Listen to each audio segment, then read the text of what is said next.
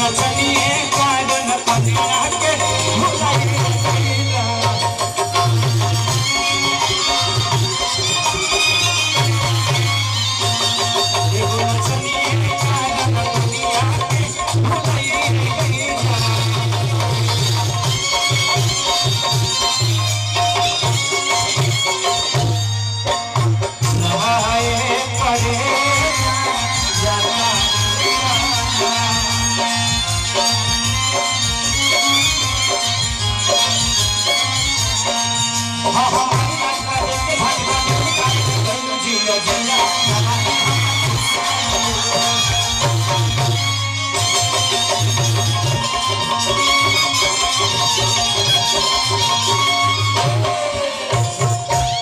ये भूला गई बा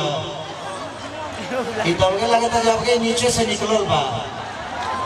अब बताइए अब के लड़का भूला गए अब के 6 घंटा पहले ही पैदा भइल हुई अब एकरा मुड़ी में तेल लागल बा तो काहे ना अंदर में रहला हो कोनो दिक्कत रहला गरमी ले सले रहला तारा बाहर आई जरूरी रहला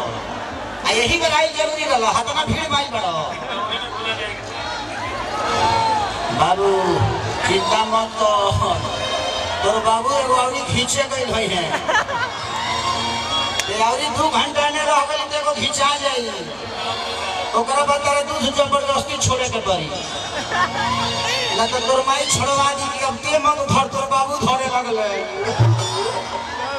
कौन बात ना भाई जिसका फिल्म है रिलीज करके ऐसे मत छोड़िए आप लोग फिल्म को ध्यान दीजिए पोस्टर इधर उधर घूम रहा है प्लीज जहाँ है इसकी मम्मी चाहे मौसी चाहे जो भी हो खे है लड़का इतना आदिवासी खानी लागत हो कि झारखंड से लगा पापा ले को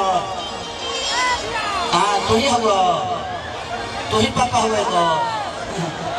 तू पापा तो लिखा लगता है चाचा लगता रहो भैया हाँ प्लीज आपसे रिक्वेस्ट कर रहा हूँ उधर से कुछ मत फेंकिए आप लोग प्लीज। अरे आप भाई हैं आपको फेंकना ही है तो मोहब्बत फेंको बगले ईटा ढेला मत फेंको। हाँ जहाँ जहाँ चढ़े के बाद चढ़े जाओ कोनो ऐसा पेड़ बाकी ना रह के चाहिए जले 2-4 गो डाढ़ टूट के अंदर ना चल जाओ तरह मनिया मत देखो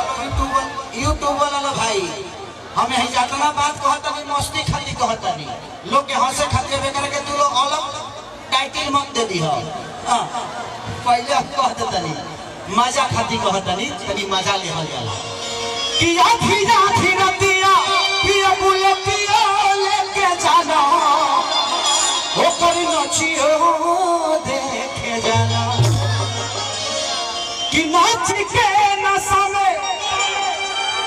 एक से अब रोटिया ना ही खाना इधर आइए हमारे अखिलेश कश्यप के विवाद के भंडार है ये मेरे जिंदगी में जब से आए हैं तब से मैं निश्चिंत नहीं हूँ बाबा आप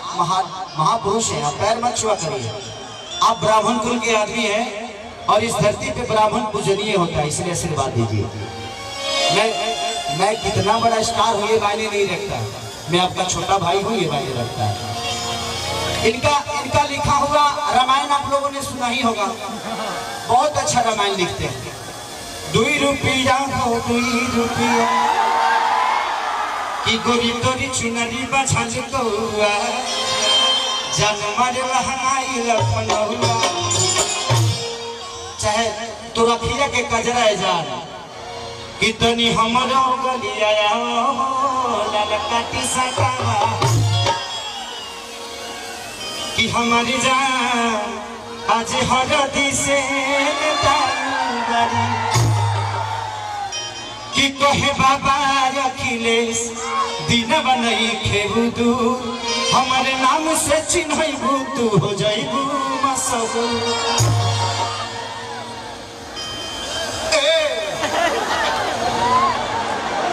ठीक हो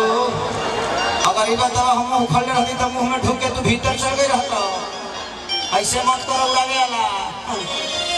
चलिए अखिलेश बाबा का बहुत बहुत योगदान है और अच्छे अच्छे गाने देते हैं। मैं चाहता हूँ कि एक जोरदार ताली अखिलेश बाबा के लिए बजा दीजिए।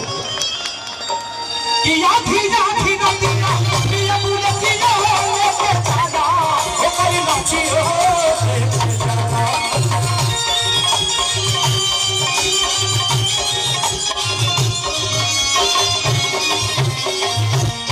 नाच के नसवे उबरतिया लागी खाना उबरतिया खाला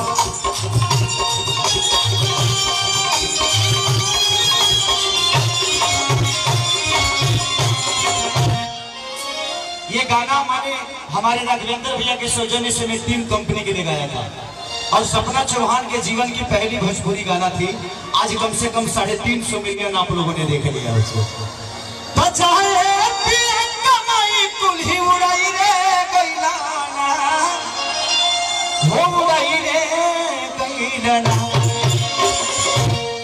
एगो नचनिए कारा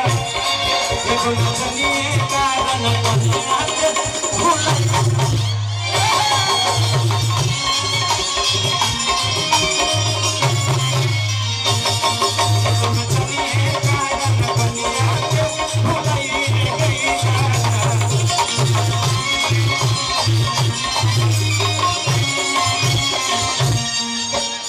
जो तेरी नैना अमर नैना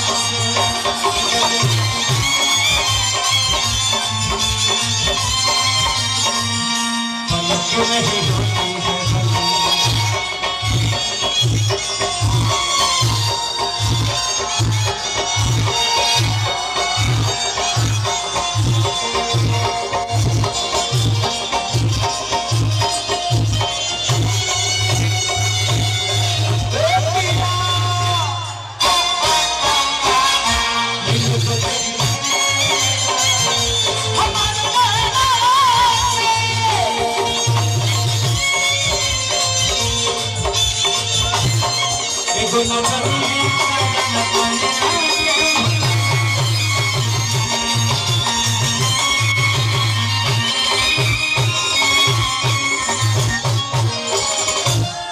और अतिया कहती है कि छोरी के कइला लागल बाबे देगी या में आगी छात्र शक्ति के झाबर सिंह भैया की तरफ से बहुत पुरस्कार। भगवान से प्रार्थना से हार हा ऐसे बढ़न लुटाई तो हमार हो जाई कि छोरी के जाल राजा लाग देगी या में आगी लाग देगी या में आगी बारा पागल आई हवा बोलिया के बागी हवा बोलिया के बागी कि छोरी के जाल राजा लाग देगी या में आगी लाग देगी या में आगी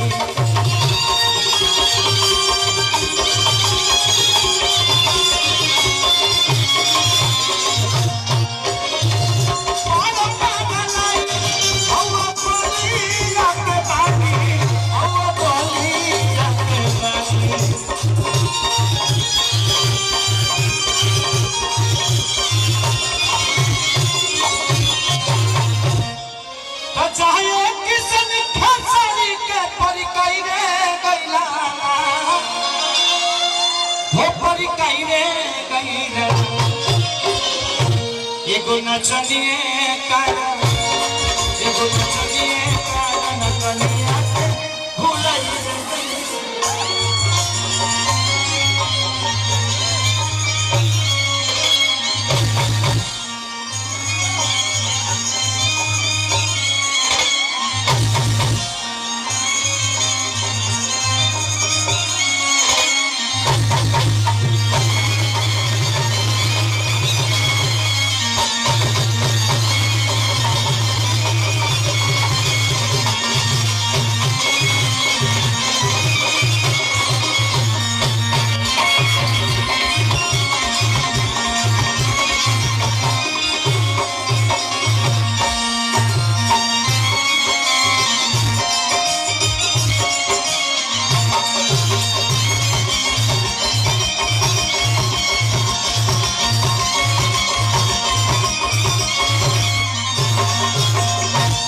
वाह वाह